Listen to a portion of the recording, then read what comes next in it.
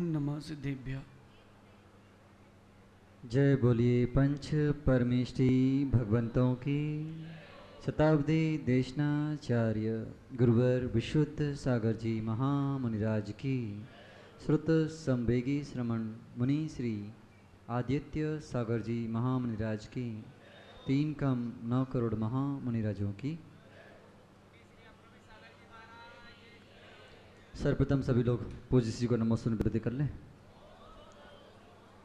आज पुनः हमारे सौभाग्य का उदय हुआ है कि हमारे बीच परम पूज्य शताब्दी देशनाचार्य गुरुवर विशुद्ध सागर जी महामुनिराज के परम स्नेही शिष्य श्रुत संवेगी श्रमण मुनि श्री आदित्य सागर जी महाराज आपके अंतरंग में होने वाली नाना जिज्ञासाओं का आगम से उत्तर देने के लिए उपस्थित हुए हैं।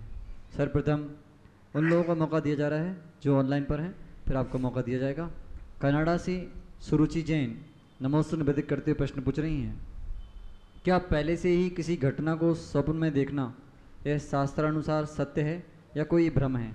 स्वप्न में सारी घटनाएं हूबहू दिखना ही नहीं बल्कि ऐसा महसूस होना सब हो रहा है, यही नहीं कुछ भी गलत होने वाला हो ऐसा महसूस होना कि दिव्य शक्ति ने आकर कान में आगाह कर दिया हो और वो सत्य निकले।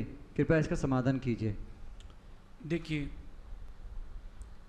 जिनकी विशुद्धि रहती है उनको आने वाले कल का संकेत मिलता है। गणधर वाले स्तोत्र में जब अपन पढ़ते हैं तो उसके अंतिम पदों में उसका फल लिखा है। उसमें लिखा है कि सत सत वीक्षणे सपने, कि स्वप्न में सत और असत जो घटनाएं अच्छी और बुरी होने वाली उनका ज्ञान हो जाना, ये सब भगवान की स्तुति का फल है। यद्यपि संसार में जो मिथ्या दृष्टि जीव भी हैं या सामान्य जीव भी हैं, उनके लिए भी परिणामों की विशुद्धि के निमित्त से ये सब मिल सकता है, इसमें कोई दोष नहीं है। हाँ, अगर अशुभ संकेत आ रहे हैं तो बच के रहें और शुभ संकेत आ रहे हैं तो उनके लिए अधिक प्रयास करें, ऐसा समझिए। बेंगलोर से आरती जैन नमस्ते निवेदित करते हुए प्रश्न पूछ रही हैं, हम लोगों को लगता है कि कोई गलत काम किया या हो गया है तब प्रायश्चित लेने को सोचते हैं, लेकिन कभी कभी महाराज जी के पास जाकर भी उस समय प्रायश्चित लेना भूल जाते हैं। ये कौन से अंतराय कर्म का उदय है और कैसे दूर करें? पता नहीं कितने पाप किए हैं जिसका तो हमें पता ही नहीं कि प्रायश्चित लेना भी चाहिए। तो ऐसा क्या करें कि कोई विधान या पूजा जिससे जाने अनजाने में होने वाले पापों का नाश हो जाए? कृपया समाधान कीजिए। देखिए, प्रायश्चित का विधान ऐसा है कि वो स्वरुचि से नहीं होता। प्रायश्चित के लिए आपको आचार्य परमेष्टि के पास ही जाना चाहिए। मुनिराज भी प्रायश्चित देने के अधिकारी नहीं है। इसलिए अगर कोई सामान्य या विशेष त्रुटि हुई हो तो आपको आचार्य परमेष्टि के समक्ष ही उसका प्रायश्चित लेना चाहिए।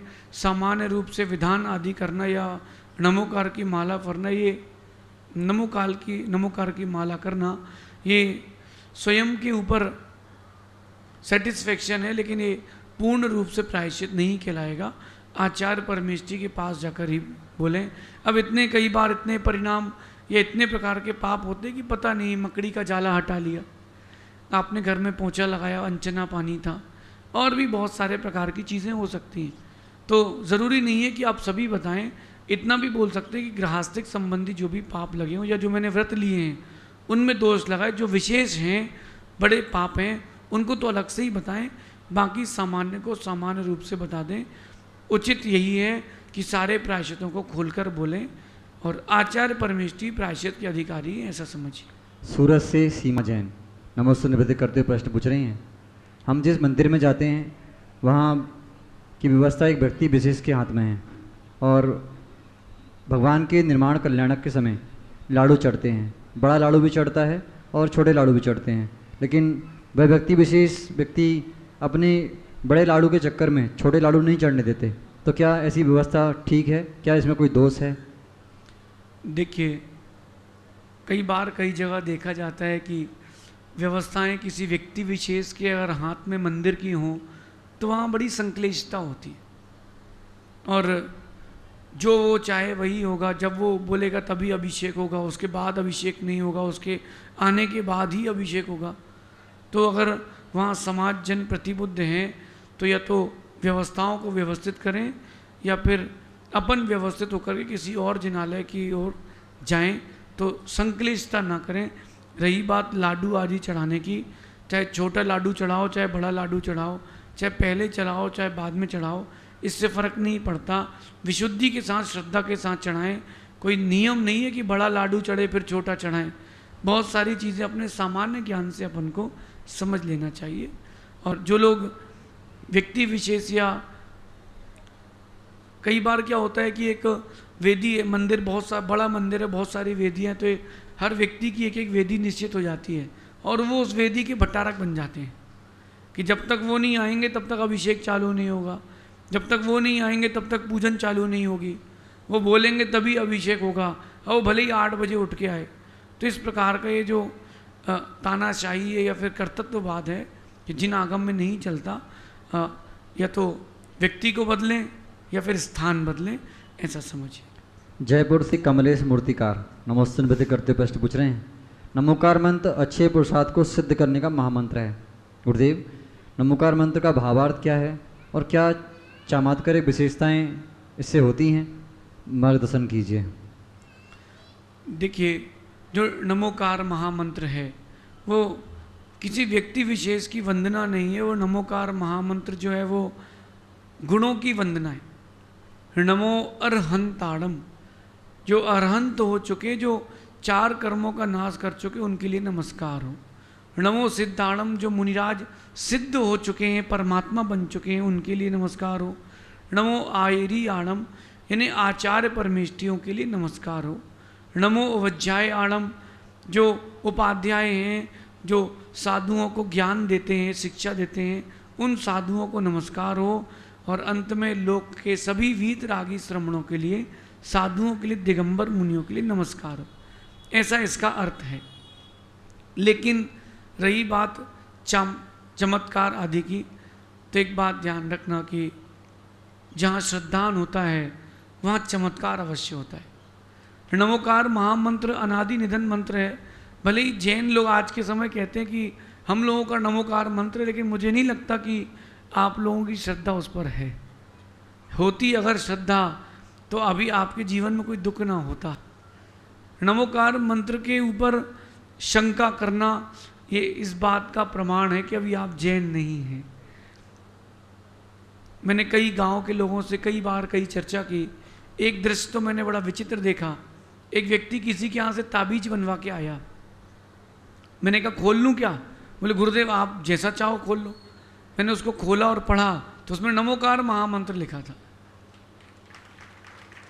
तो मतलब अजैन बंधु की ज़्यादा श्रद्धा है नमोकार मंत्र पर, आपकी नहीं है। वो अगर लिख कर के कागज़ में दे रहा है, आप ताबीज में लटका रहे हो और काम बन रहा है, लेकिन उसने ताबीज दिए इसीलिए काम बन रहा है। अरे जब गले में लटकाया है तो तुम्हारा काम बन रहा है। कंठ में रखोगे तो भी काम बनेगा, हृदय में रखोगे तो भी काम बनेगा, मस्तिष्क में रखोगे तो भी काम बनेगा। तो अपन इस बात को समझें। नमोकार मंत्र के बहुत चमत्कार हैं, पूर्व के भी हैं, वर्तमान के भी हैं और भविष्य में भी होंगे। तो आगम में इसके बड़े गूढ़ रहस्य भी दिए हैं। ये 84 लाख महामंत्रों का राजा है। किस बात पर राजा है? क्योंकि इसमें किसी व्यक्ति विशेष की वंदना नहीं है, इसमें गुणों की वंदना है, और जो जो गुणवान हो चुके उन सबकी वंदना है। तो इस प्रकार से नमोकार मंत्र का महात्म्य है, ऐसा समझिए। शेष समस्याओं का समाधान आगे आने वाले समाधानों में होगा। अब हमारे समक्ष जो जिज्ञासुजन हैं आएंगे, क्रम से अपनी जिज्ञासा रखेंगे। पहली जिज्ञासा करने के लिए आ रही हैं डिम्पल जैन पांड्या। इसके बाद तैयार रहेंगी मधु जी मित्तल। माइक दे दीजिए।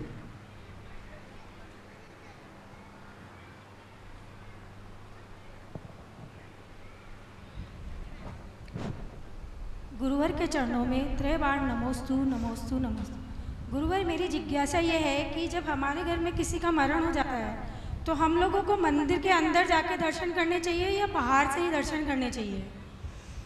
देखिए, जब किसी के यहाँ पर ऐसा अशुभ हो जाए, या कई बार ये भी होता है कि सूतक की अगर सोर भी लग जाती है, जन्म आदि की भी अशुद्धि लगती है, तो गर्भगृह में तो बिल्कुल नहीं जाना चाहिए। उस समय गर्भगृह के बाहर से दर्शन कर सकते हैं। कई जगह मानस्तंभ है तो वहाँ के भी दर्शन कर सकते हैं, लेकिन गर्भगृह में जाने का निषेध है। ये आगम की व्यवस्था। कहीं जिन बिंब के दर्शन का मना नहीं, लेकिन शुद्धि अशुद्धि का पूरा ध्यान रखें। उस समय जिनालय और अरहंत सिद्ध आचार उपाध्याय साधु पंच परमेष्टि संबंधी जिनवाणी संबंधी किसी भी वस्तु को स्पर्श ना करें, चिटाई आदि पर भी ना बैठें। और एक बात और समझें, ये व्यवस्थाएं इसलिए बनाई गई ताकि अपन जिनवाणी की शुद्धि का और जो मंदिर जिनालय है इसकी शुद्धि का ध्यान रखें। अंतिम बात समझना, जिन दर्शन का निषेध नहीं है लेकिन अशुद्धि के साथ करेंगे तो पाप का बंद होगा। गर्भगृह में जाने का निषेध है, जिन बिंब के दर्शन का निषेध नहीं है।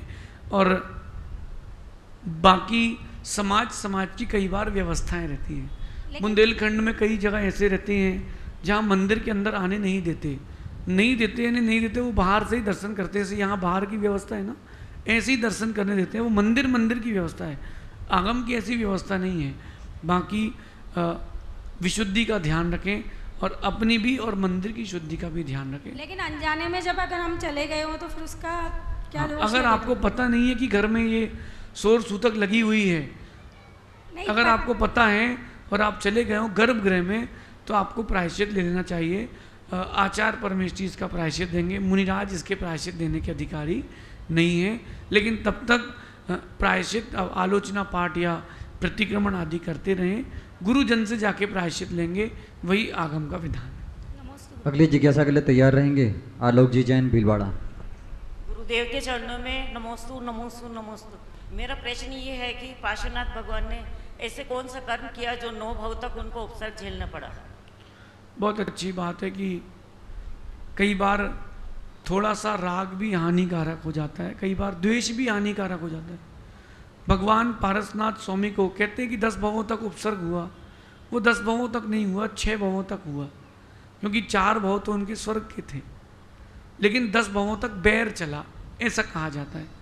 और वो कारण द्वेष नहीं था, वो कारण उनका राग था। भगवान पारसनाथ स्वामी का जीव 10 भव पूर्व जब गया, मरुभूति की पर्याय में था, तो 10 भव पूर्व जब वो गया, बड़े भाई को मनाने गया था रागवश, कि चलो जो हो गया तो हो गया, कम से कम बड़े भाई को पीड़ा तो ना हो। वो रागवश गया था, वो राग भी हानिकारक हो गया। तो इस बात का ध्यान रखें, राग से भी कर्म का बंध और लंबे समय के लिए पाप का बंध, और उसके आगे लंबे समय तक संसार का परिभ्रमण चल सकता है। द्वेष पूर्वक भी कसाय होती है, राग पूर्वक भी कसाय होती है। भगवान पारसनाथ राग के कारण गए थे, उनका राग था और भाई का द्वेष था, ऐसा समझिए। अगली जिज्ञासा के लिए तैयार रहेंगी संकोदला राव का। गुरुवार के चरणों में बारंबार नमोस्तु। गुरुवार कई मंदिरों में व्यवस्था होती है कि अभिषेक के धोती दुपट्टे अलग, आहार करने के धोती दुपट्टे अलग, ऐसा क्यों? बहुत अच्छी बात, और ऐसा ही होना चाहिए। मंदिर के जो धोती दुपट्टे हैं वो भगवान की आराधना के हैं, और जो साधु परमेष्टि की चर्या है वो आहार की है। उस समय भोजन संबंधी कई बार दाल गिर जाती है, कई बार जब आप मंदिर से बाहर तक लंबे दूरी में जाते हैं तो कपड़े गंदे भी हो जाते हैं।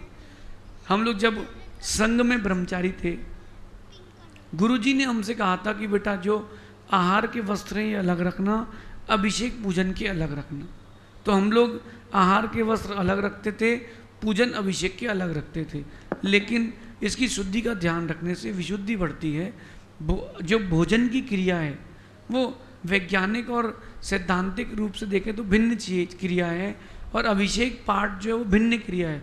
वहाँ पर भोजन आदि का स्पर्श होता है, मंदिर में कभी भोजन आदि का स्पर्श नहीं होता। कई बार वो दाल छपी रह गई और धुली नहीं, और वही कपड़े अगर मंदिर में भगवान के अभिषेक के लिए आ गए फिर तो अभिनय हो जाएगा।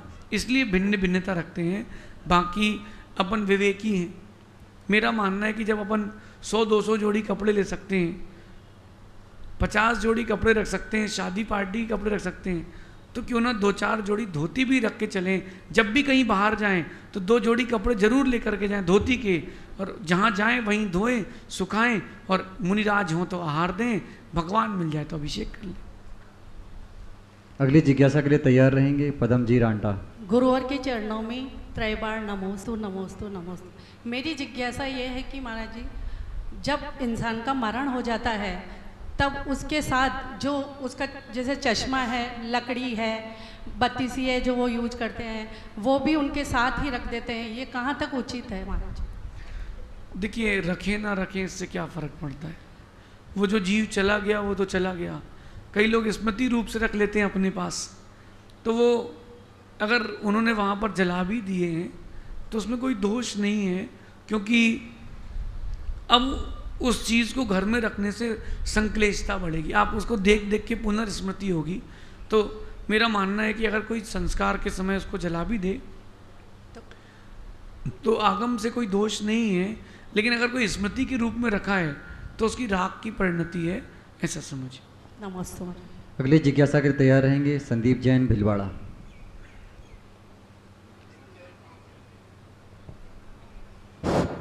जिनके नैनों में करुणा का अंजन, जिनके वाणी में आगम का प्रवचन, जिनके चेहरे पर मुस्कान सदा खिलती है, ऐसे आदित्य सागर के चरणों में सत सत वंदन, सत सत वंदन, सत सत वंदन। महाराज, 2 हाइकू मैंने पढ़े थे, एक तो आचार्य श्री का है, वो था कि निद्रा और वासना 2 बहनें हैं, इन्हें लज्जा नहीं आती है। और एक दूसरा हाइकू पढ़ा था, खुदा बचाए 3 बलाओं से, हकीमों से, वकीलों से, महिलाओं की अदाओं से। इसका अर्थ समझाएं। देखिए, हाइकू जो छंद होता है वो संक्षेप से बात को प्रस्तुत करने के लिए करते हैं। पहला आपने हाइकू पूछा था निद्रा और वासना, निद्रा और वासना। देखिए, बात सही है, जहाँ जब किसी को नींद आए तो वहीं लुढ़क जाता है, बस हो, ट्रेन हो, कार हो, दुकान हो, प्रवचन सभा में भी लोग सोते मिल जाते हैं। आगम में उनको कहते हैं सोता, जो सुनते हैं उनको कहते हैं श्रोता, और जो यहाँ सुन करके कांट ढांट करके बाहर 3 9 2 11 करते हैं, 3 13 करते हैं, उनको कहते हैं सरोता। तो ये भिन्न भिन्न प्रकार के जीवों की व्याख्या है।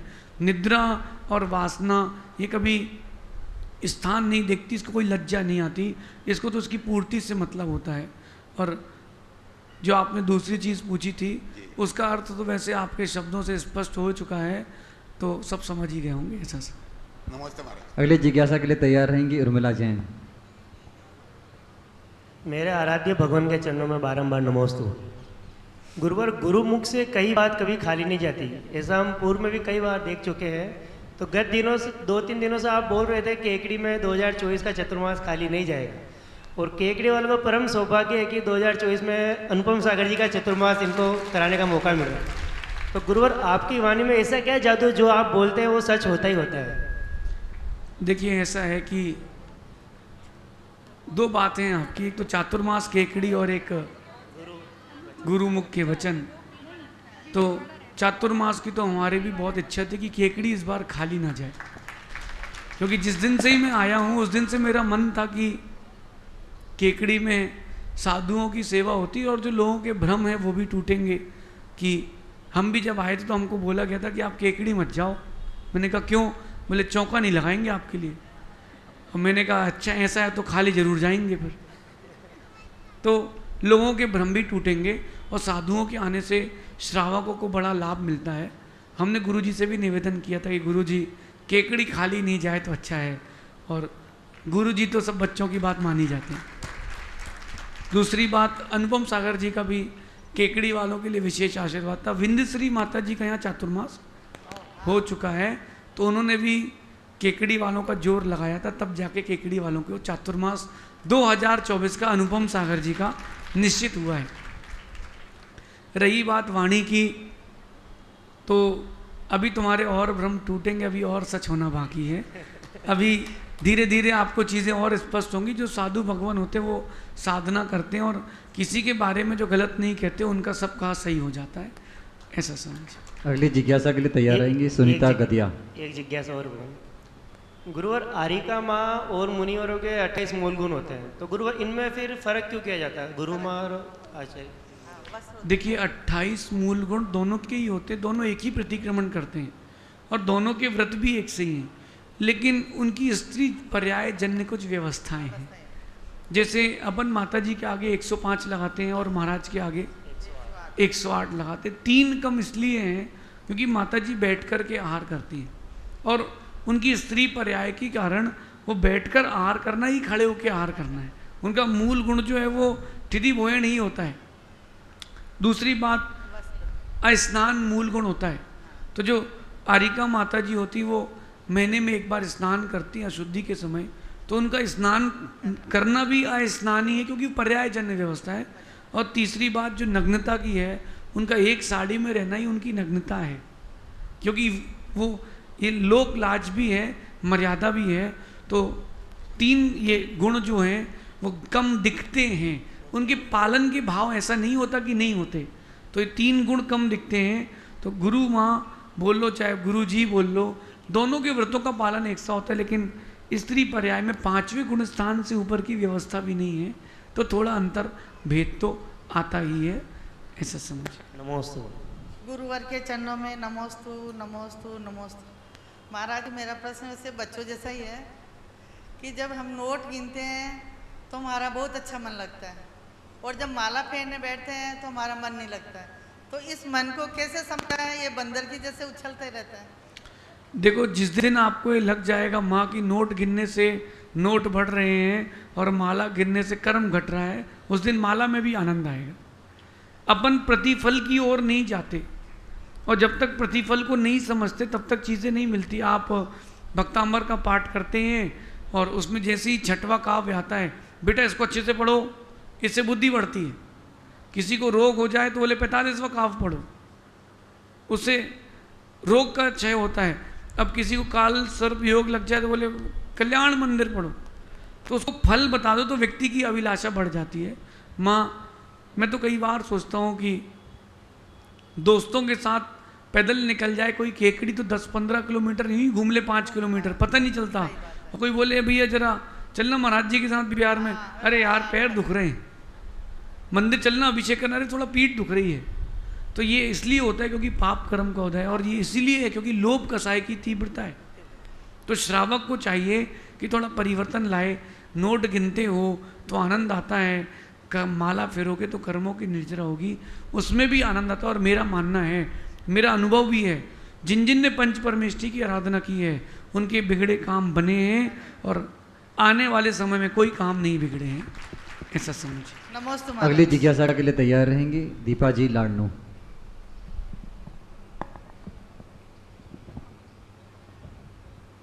महाराज जी, मेरा आपके चरणों में बारंबार नमोस्तु नमोस्तु नमोस्तु।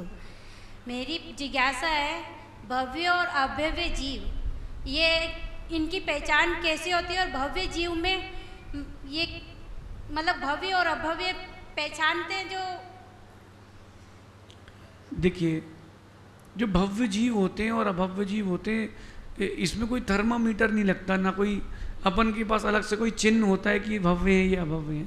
होता ये है कि जो सम्यक दर्शन प्राप्त करने की योग्यता रखते हैं वो भव्य हैं, और जो कभी सम्यक दर्शन करने की प्राप्त की योग्यता नहीं रखते वो अभव्य हैं। अभव्य जीव का पहला ही गुण स्थान था, है और रहेगा, इसमें कोई शंका नहीं।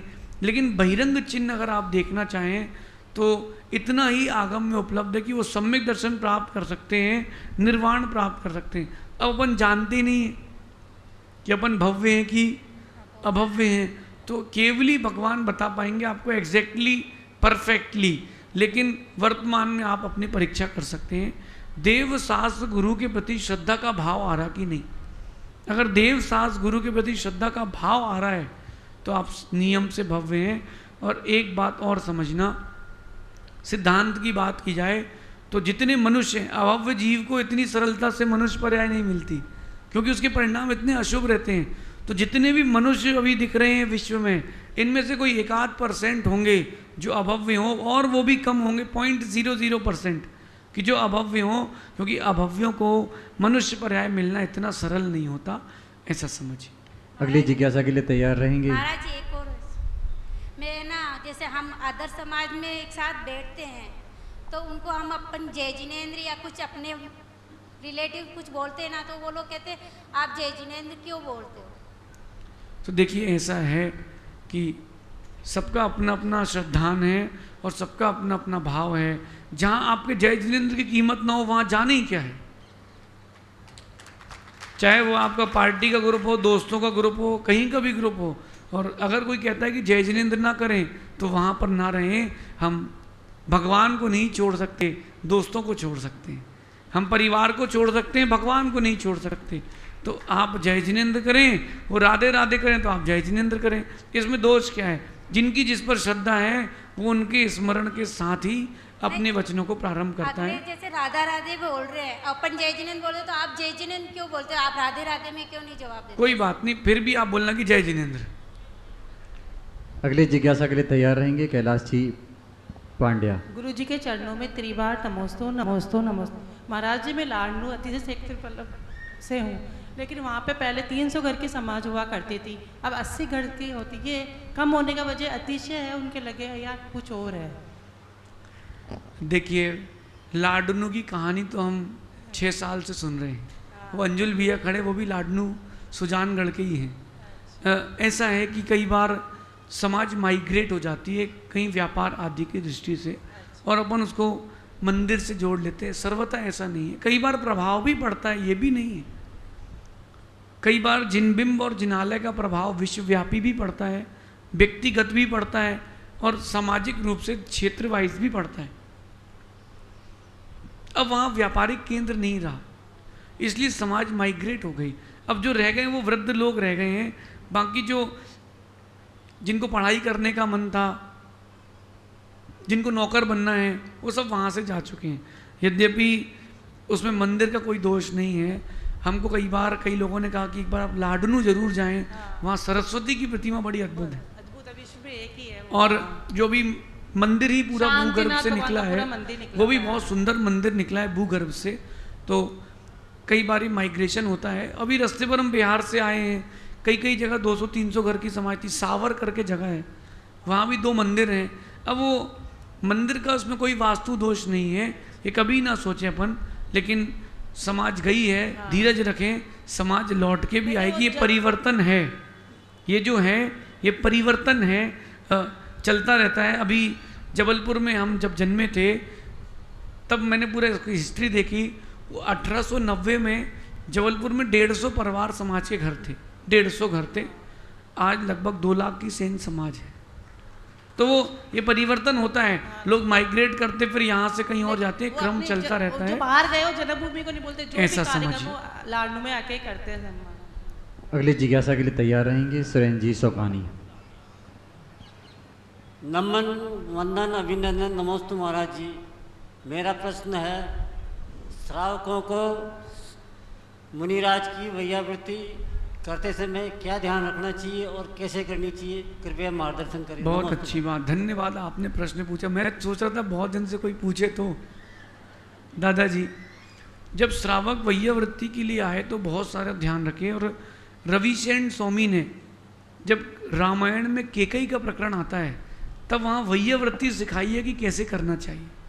लोग आते हैं एकदम से भजन दे के चढ़ जाते हैं। सबसे पहले तो घेर लेंगे, हवा ना लगे आहार में, वैयावृत्ति में, कमरे में, कहीं हवा ना लगे, महाराज स्वस्थ हो जाएंगे।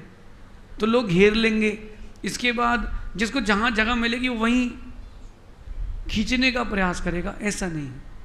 जब भी वैयावृत्ति करें तो हड्डी नहीं दबाई जाती, मांस को दबाया जाता है, जो मसल्स होती है उसको दबाया जाता है। और कई महाराज सिर की वैयावृत्ति करवाते, कई नहीं करवाते हैं। तो अगर कहीं उनसे पहले पूछ ले कहीं तकलीफ तो नहीं है वैयावृत्ति के पहले, अगर उनको कहीं तकलीफ हो तो उतना हिस्सा छोड़ दें। और गर्मी हो अगर तो गर्म हाथ से ना करें, ठंडी हो अगर तो ठंडे हाथ से ना करें। गर्मी में ठंडे हाथ से करें और ठंडी में गर्म हाथ से करें। ये प्रबंध आप कर सकते हो, आप तो श्रावक हो, आपके लिए तो सारी व्यवस्थाएं हैं।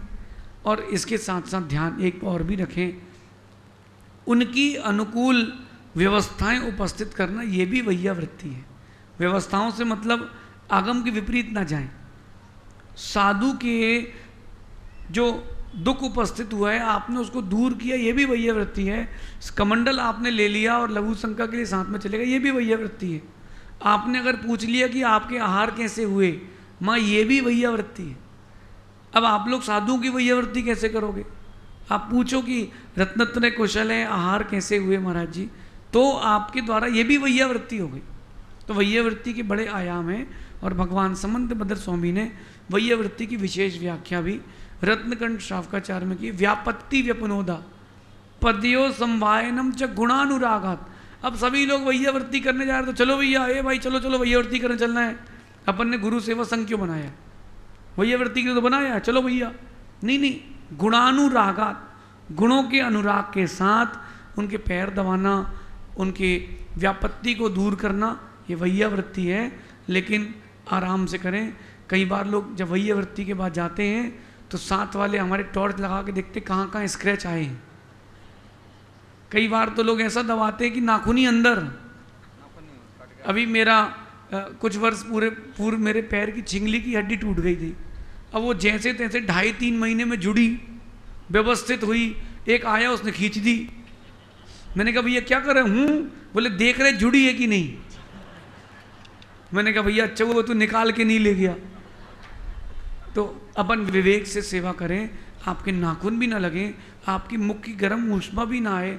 कई लोग बातें करते हैं बैठ करके, ये भी ना करें। वो दिन भर के थके हैं, थकान दूर करने के लिए उपक्रम करें। भजन आदि चालू कर लें, स्वाध्याय आदि चालू कर लें, तो वो सुनते भी रहेंगे और उनका रिलैक्स भी होएगा, ऐसा समझिए। अगली जिज्ञासा के लिए तैयार रहेंगे आदर्श जैन। सतपथ पर चलने वाले और हम सबको चलाने वाले,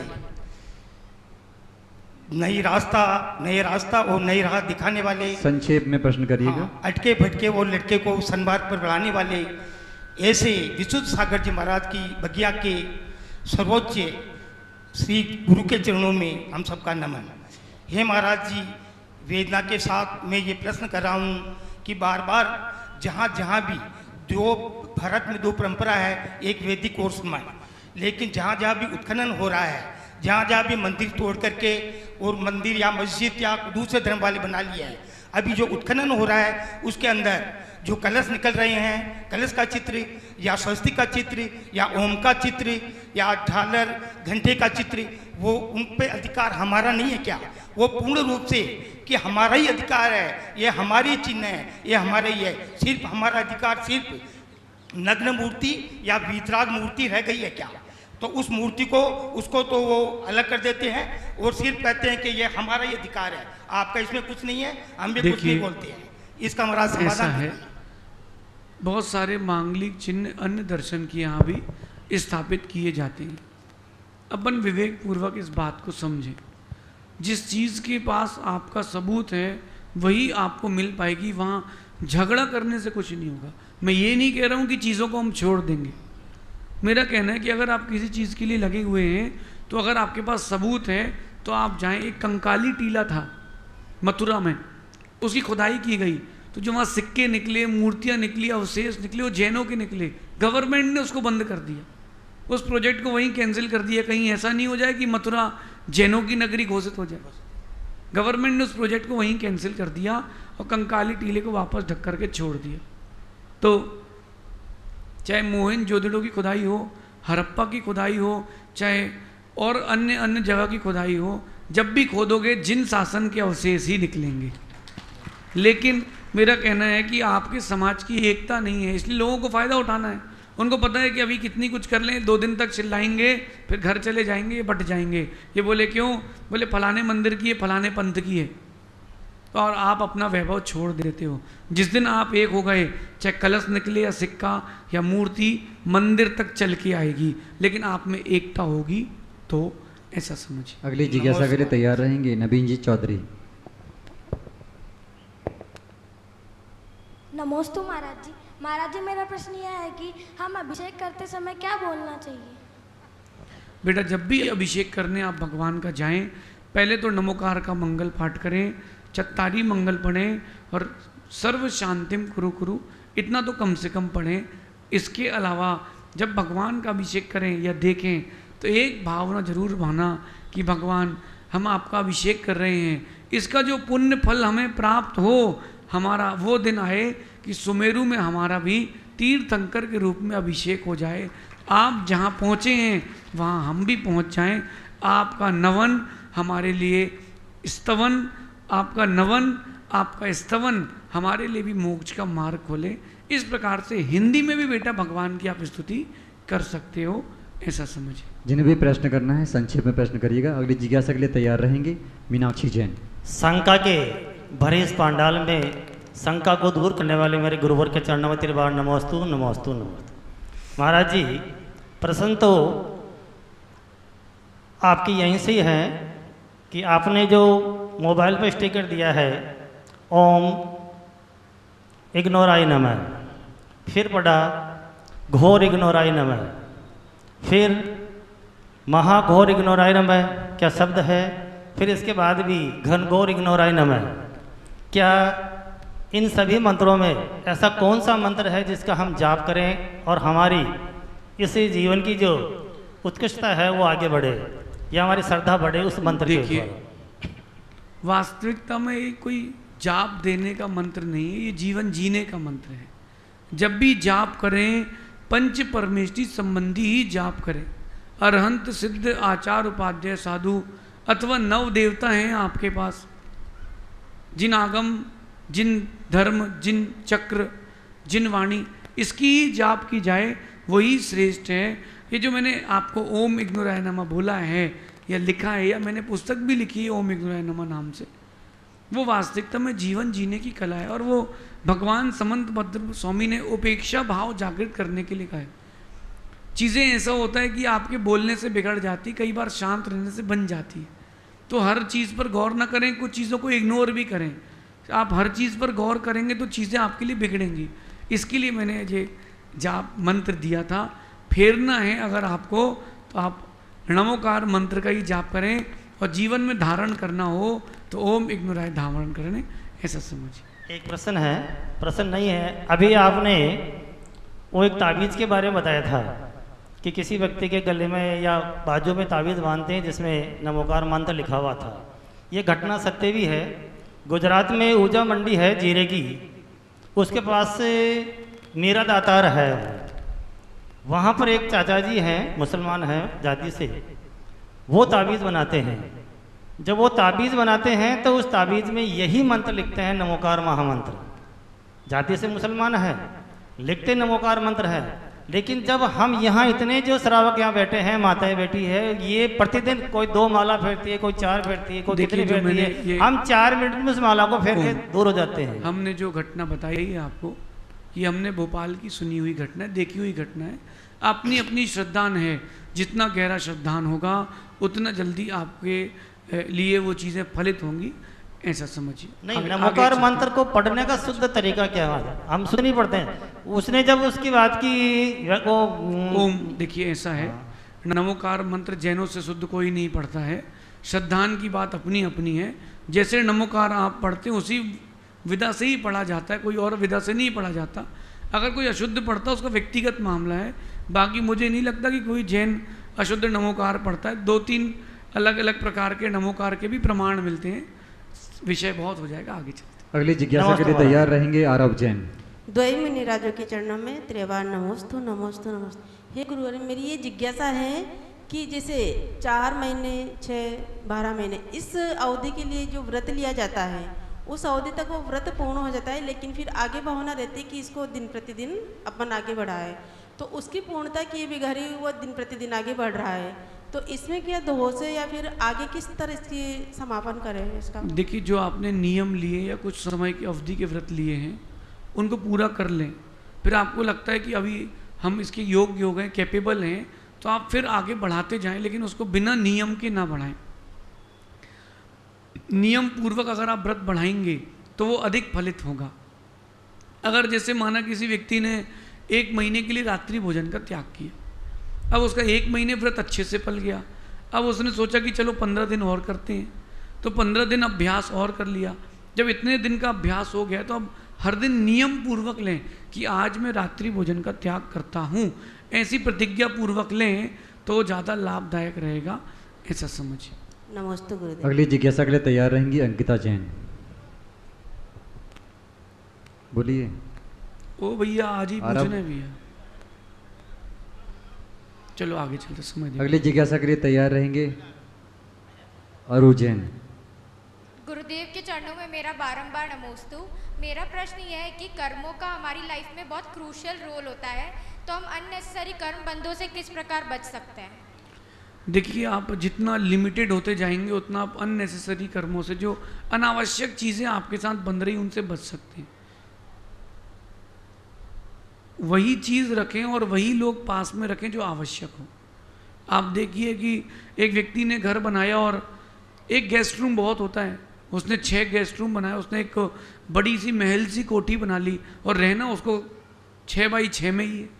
तो जितने कमरे खाली हैं उनमें अगर छिपकली जीव खा रही है तो उसका आश्रय आपको होगा, क्योंकि घर आपका है, आधार आधे संबंध। उसमें अगर कोई चूहे ने किसी जीव को खा लिया तो उसका पाप का बंध भी आपको होगा, क्योंकि वो चूहा आपके आधार से है। ये आधार आधे संबंध। तो अगर अननेसेसरी चीज़ें नहीं रखेंगे तो अननेसेसरी बंध भी नहीं होगा। जो उपयोगी चीज़ें उनको रखें, जो उपयोगी ना हो हटा दें। जैनों के साथ एक कमी है, आप हर किसी के जैन के घर की छत पर जाना, उसके यहाँ जो जो काम हुआ है उसके अवशेष मिल जाएंगे। अगर उसके यहाँ पाइप का काम हुआ है तो पाइप का टुकड़ा मिलेगा, टाइल्स का काम हुआ है तो 3-4 टाइल्स कांच पड़े मिलेंगे, एक बोरी में गिट्टी रेत भरी मिलेगी, एक सीमेंट की बोरी ऐसी मिलेगी जिसकी सीमेंट जम चुकी है। ये जैनों के घर की कहानी है। अनावश्यक चीज़ों को अनावश्यक कक्षों में रखें। एक वास्तु में एक आता है कक्ष, अनावश्यक सामग्री कक्ष, उसको उन चीज़ों को वहाँ रखना चाहिए। ऐसे ही अपने जीवन में जो चीज़ अनावश्यक हैं उनको छोड़ते जाएं, आवश्यक चीज़ों को जोड़ते जाएं, तो आपके जीवन में अनावश्यक कर्म का बंध कभी नहीं होगा। सुबह सुबह भोजन करें, नहाएं, मंदिर जाएं, हर चीज़ को लिमिटेड करते जाएं तो आपके जीवन में लिमिटेड ही कर्म का बंध होगा, ऐसा समझिए। अगली जिज्ञासा के लिए तैयार रहेंगी पुष्पा जी।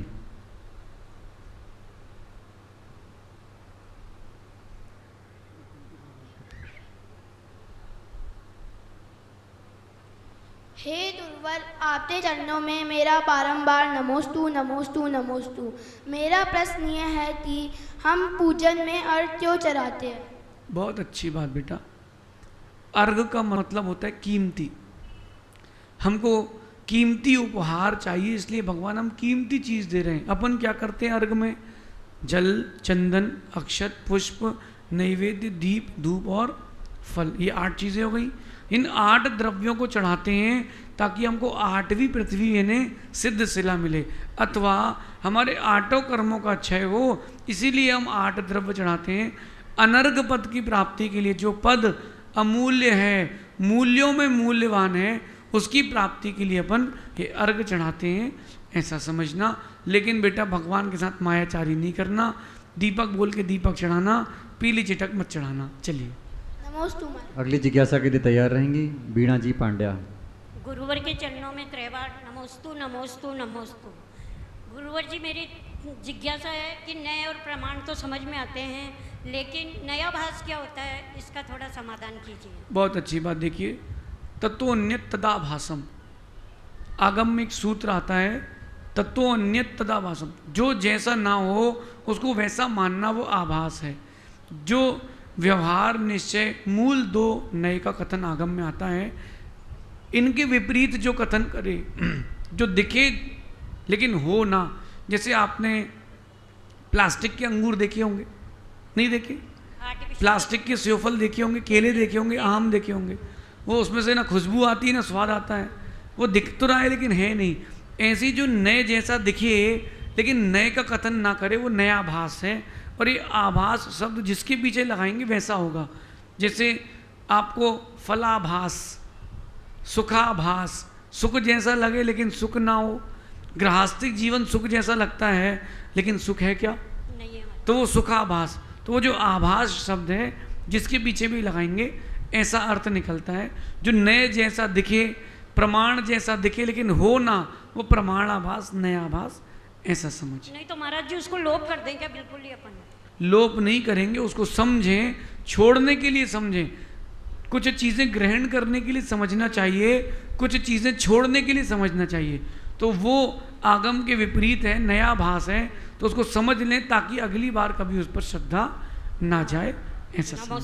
अगली जिज्ञासा के लिए तैयार रहेंगे इंदू जी बाकलीवाला। मुनि श्री सत्संग के चरणों में बारंबार नमोस्तु नमोस्तु नमोस्तु इच्छा में। महाराज जी, मेरा प्रश्न ये है कि पूजन की थाली में जो ठोना रखते हैं उसके अंदर हमको स्वस्तिक, ओम या फूल क्या बनाना चाहिए, और उस ठोने को थाली के अंदर रखना चाहिए या बाहर?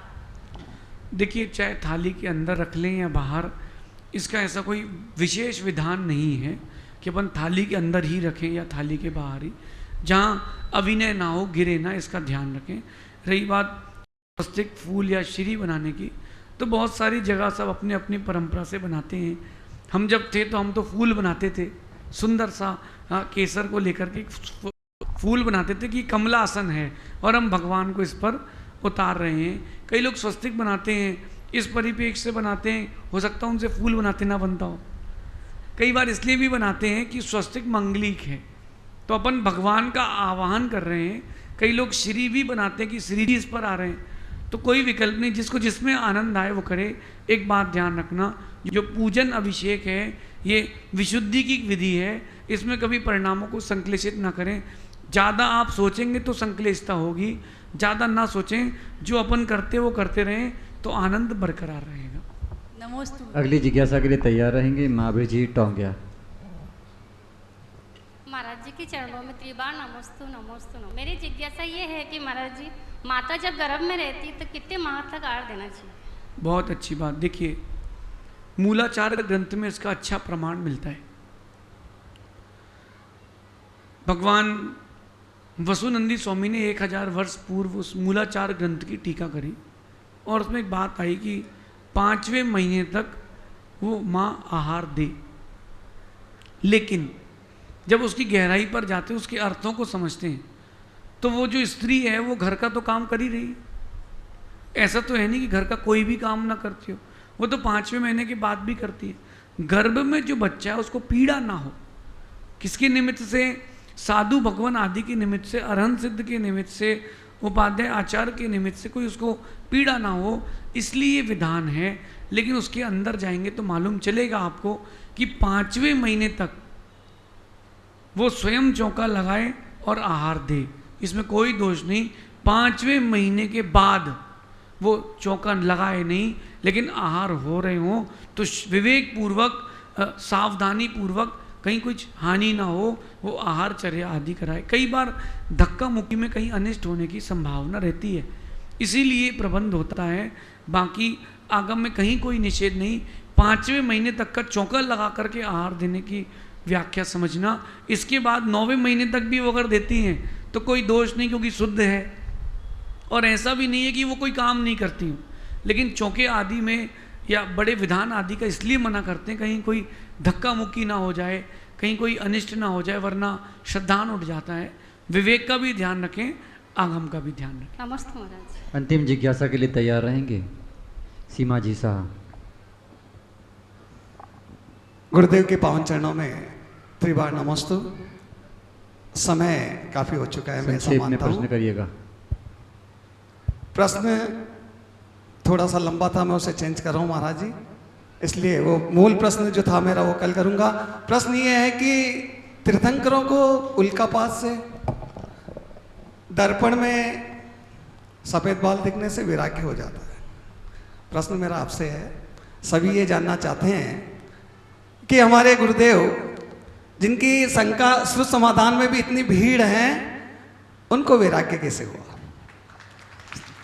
देखिए, जो तीर्थंकर भगवंत होते हैं या और भी बहिरंग निमित्त मिलते हैं, जैसे उनको जाति स्मरण हो गया, विमान आदि देख लिए तो उनको वैराग हो गया कि अरे ये तो देव निकल रहे थे तो मैं भी निकला हूँ। मल्लीनाथ भगवान को वैराग हुआ, वो शादी के लिए जा रहे थे, बारात निकल चुकी थी, लेकिन उन्होंने देवों के विमान देखे और उनको जाति स्मरण हो गया। अगर आप वैराग उत्पन्न करना चाहते हैं तो मेरा मानना है कि किसी भी चीज़ को देख के वैराग हो सकता है। कुछ दिन बाद यहाँ पंडाल नहीं रहेगा, ये स्टेज भी नहीं रहेगा, ये फ्लैग्स भी नहीं रहेंगे, ये फ्लैग्स कहीं टिके मिलेंगे। तब आप इनको देख के वैराग कर सकते हो कि जब काम निकल जाए तो कोई नहीं पूछता, तो भी आप वैराग कर सकते हो। रही बात मेरी, तो ये प्रश्न कई बार मेरे पास आ चुका है, मैं भी खोज रहा हूँ, मिलेगा तो बताता हूँ। गुरुजी ने सिर्फ आशीर्वाद दिया और उस दिन से मेरा मन बदला कि चलो अपन भी मोक्ष मार्ग पर चल सकते हैं। बिन कारण दीक्षा लेता वो पूर्व जन्म का त्यागी। अभी ऐसे ही समझ लें, कुछ चीज़ें बताने की हैं, कुछ चीज़ें छुपाने की हैं, लेकिन गुरुजी की जो देशना थी हमारे जीवन के लिए सबसे बड़ा परिवर्तन का साधन बना। और जो 10 लक्षण का शिविर था वो हमारे लिए वरदान बना।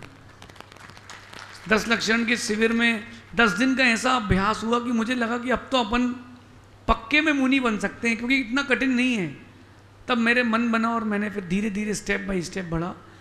गुरुओं की संगति और गुरुओं का सामीप्य सब कुछ कर सकता है, बस मन बना लें। तो आप भी अगर मन बना लें सब कुछ हो सकता है। अगर डॉक्टरों की बात करें तो डॉक्टर जो बोले वो सब सही है, और महाराज जो बोले सोच के बताएंगे। तो अगर अपन अभी आप यहाँ से मैं बोलूँ कि यहाँ पर वेदी में गोल्ड वर्क होना है, ऐसा अगर अपन एक एग्जाम्पल लेते हैं तो आपकी तरफ से 11 लाख रुपए लिख लेते हैं। आप बोलो कि मैं एक बार बेटे से पूछ के बताता हूँ, और बेटा बाजू में वो तो बोले उसकी माँ से पूछ के बताता हूँ। जैसे सब काम पूछ के करते हो। और डॉक्टर के पास अगर गए और डॉक्टर ने कहा 11 लाख जमा करो वरना डाटा समाप्त है, स्टंट डलना है, सर आप तो 13 वाला डालिए। तो जब परिस्थितियां आती हैं तो व्यक्ति संभलता है। और बाकी बहुत सारा वैराग तो हमको औरतों को देख के हो गया। एक आपने पूछा तो बताता हूँ, एक व्यक्ति मेरे पास आया और वो दुकान पर आकर यूं बैठ गया। मैंने पूछा भाई सिर दुख रहा है, सैरिडोन खाना है? बोले कुछ नहीं भाई, बहुत परेशान हूँ, जब से शादी की तब से दुखी हूँ। मैंने पूछा क्या हो गया भाई? बोले अभी सैटरडे को इसने कहा था कि कर्टेंस लेने जाना है, आज संडे की नाइट है, कर्टेंस की दुकान नहीं गई, अभी 1 हफ्ते यही बोलेगी कि आपने पर्दे नहीं दिलाए। तो बोले भाई कभी शादी मत करना। तो उसको देख करके भी मुझे लगा कि हाँ यार थोड़ा स्पेस दे के रखना चाहिए। तो बहुत सारे निमित्त मिले, गुरुजी सबसे प्रबल निमित्त थे, ऐसा समझिए। नमस्ते महाराज। मुनिश्री के चरणों में वह बार नमोस्तु नमोस्तु नमोस्तु। मुनिश्री, ये जो विधान मंडल की पूजा होती है उसमें शुद्ध वस्त्र पहन के अर्घ चढ़ाना चाहिए मंडल जी में, या अशुद्ध वस्त्रों में भी चढ़ा सकते हैं? देखिए ऐसा है कि सेठ जी ने बोल दिया तो सम्यक दर्शन हो जाता है। ये कहावत बड़ी प्रसिद्ध है कि सेठ जी ने जो बोल दिया वो सब सम्यक दर्शन है। बड़े व्यक्ति से या बड़े विद्वान से कुछ नहीं होता, शुद्धि का पूरा ध्यान रखना चाहिए। अगर आपने मंडल बनाया है तो आपको पूरी शुद्धि का ध्यान रखना चाहिए। कोई शर्ट पैंट वाला सलवार सूट में, इन सब में आपको वहाँ पर अर्घ नहीं चढ़ाना चाहिए। मंडल बनाने का मतलब क्या हुआ? अपन ने अलग से इसलिए बनाया है कि उस मंडल की शुद्धि की जाती है। मंडल में यंत्र आदि विराजमान किए जाते हैं। मंडल को वो नंदीश्वर दीप का प्ररूपक माना जाता है। तो अपन शुद्धि में ही अर्घ आदि चढ़ाएं, श्रीफल चढ़ाएं, वही सर्वश्रेष्ठ है। बाकी एक जगह तो मैंने ऐसा विद्वान देखा कि भगवान बचाए, उन्होंने मंडल में श्रीफल चढ़ाने नहीं दिए, बोले मंडल खराब हो जाएगा। तो मैंने कहा फिर मंडल बनाया क्यों है? मंडल के चारों तरफ उन्होंने पॉलीथीन के कैरी बैग्स रखवा दिए, बोले इसमें डालते रहो। मैंने कहा भैया जी ये कहाँ लिखा है? तो बोले आजकल ऐसे ही हो रहा है। तो आजकल विद्वान जो है वो अपने तरीके से कर रहे हैं। शुद्धि का ध्यान रखेंगे तो प्रतिफल भी वैसे ही मिलेगा, अशुद्धि का ध्यान नहीं रखेंगे, शुद्धि अशुद्धि का ध्यान नहीं रखेंगे, फल वैसे ही मिलेगा। मंडल जब भी बनाएं शुद्धि पूर्वक अर्घ चढ़ाएं, यही सर्वश्रेष्ठ है, ऐसा समझिए। शेष आगे देखेंगे। भगवान महावीर स्वामी की